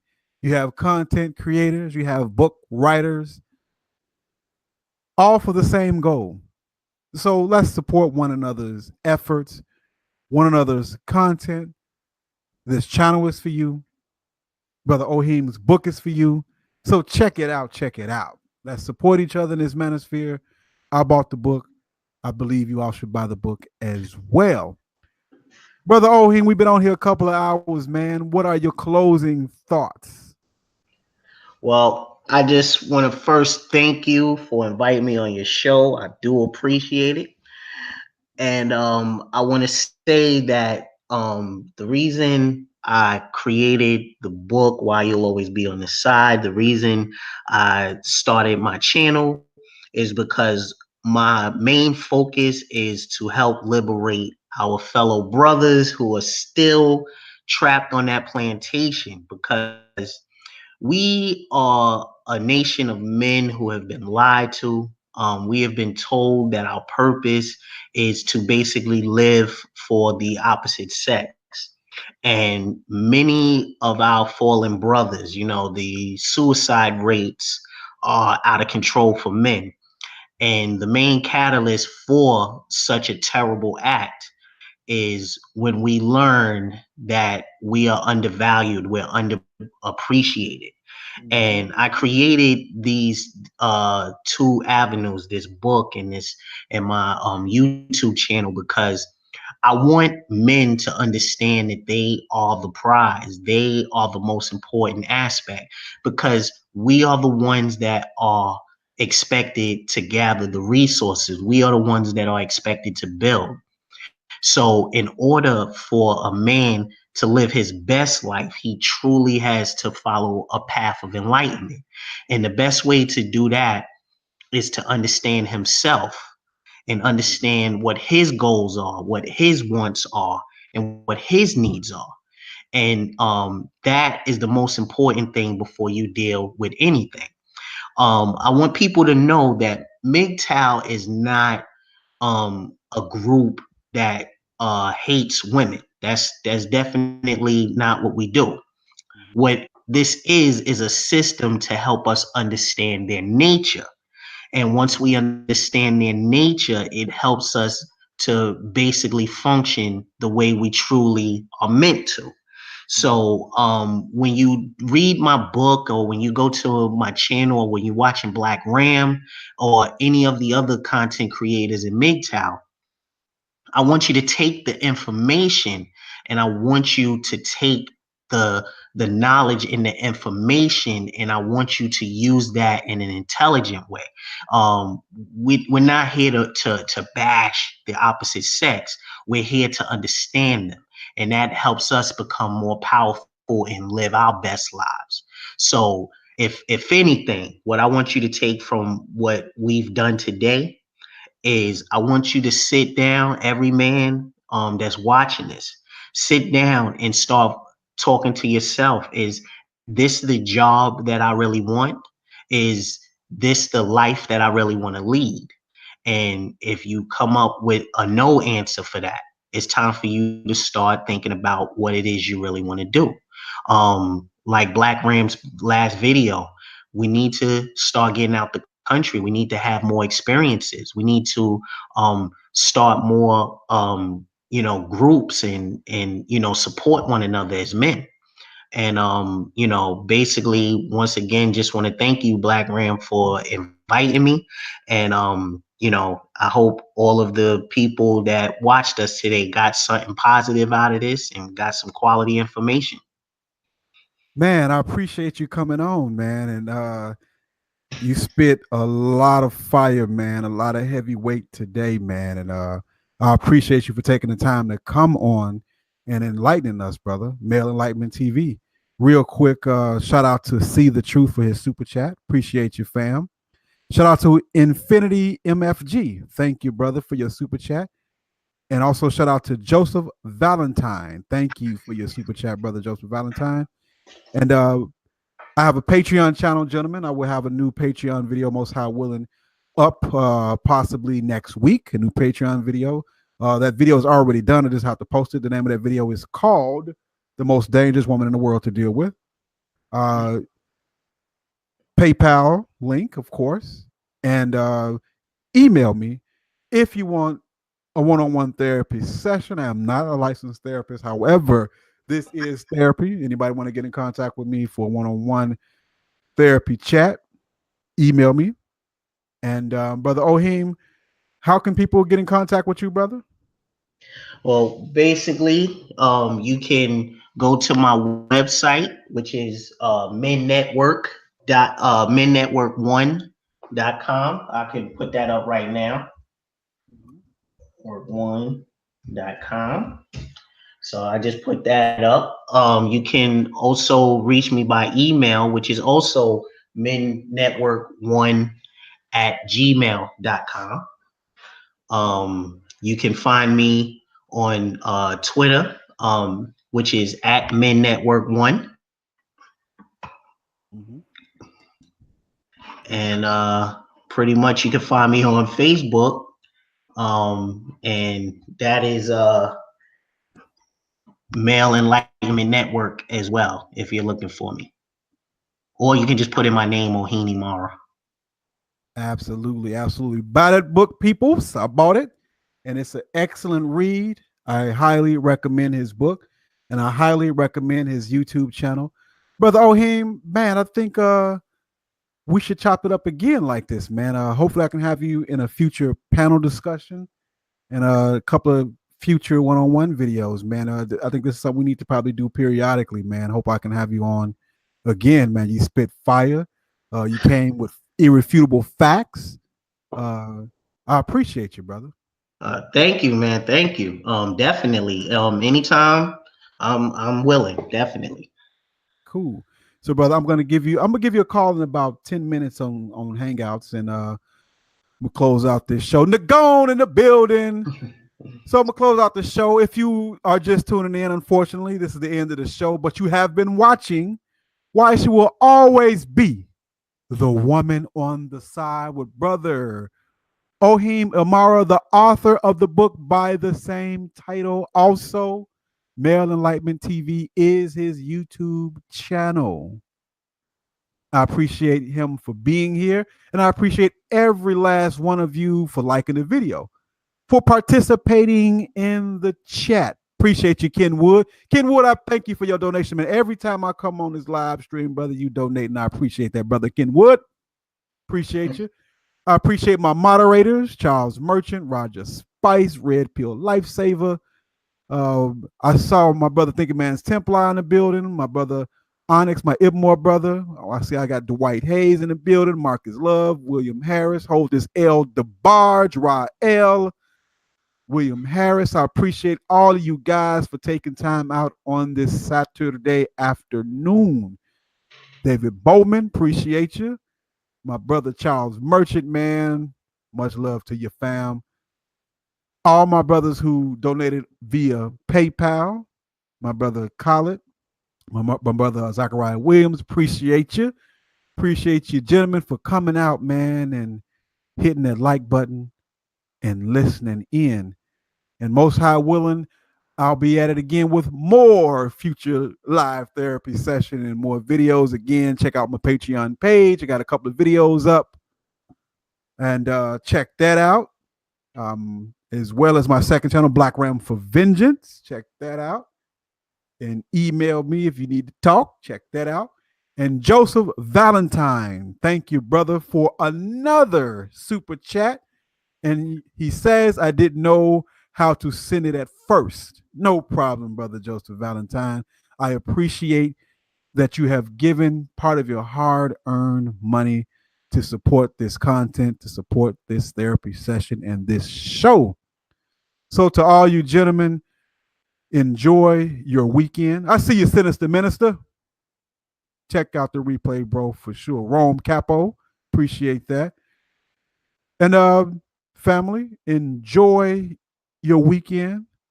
Stay safe out there and stay red pill. And until we meet again, this has been Black Ram 313, along with Brother Oheen Imara, for what you will always be the woman on the side. And we are out. Much love, family, peace, and salute.